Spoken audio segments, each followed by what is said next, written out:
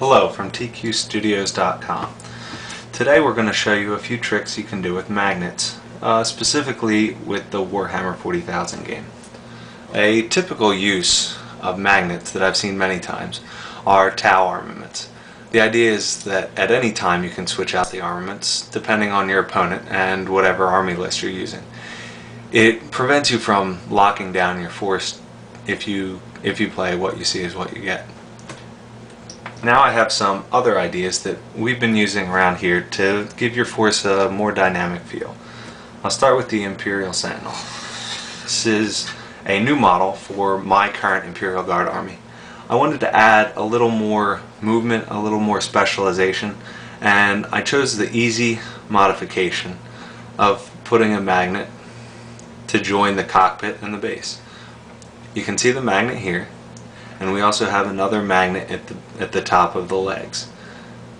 They join easily, and it holds the weight of the model. That's really what you're looking for here. Here's something new that we're working on. It's a Necron destroyer.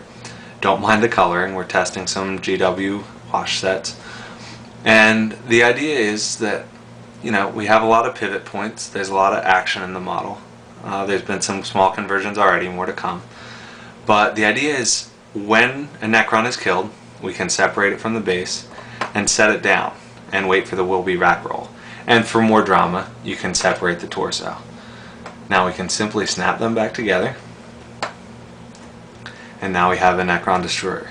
And also, the idea is that the magnet can hold the weight of the base. Now here we have a Necron monolith. One of my pet peeves is seeing people spend a lot of time and money working on an army. The Necron monolith is a very imposing vehicle on the table. Something very unfortunate is to see one sitting on a table, especially on even terrain. It's really simple to use a flying base, and we've incorporated magnets here. And the idea is that if you look closely, you can see that we have a large base at the bottom, a medium base on top with two magnets.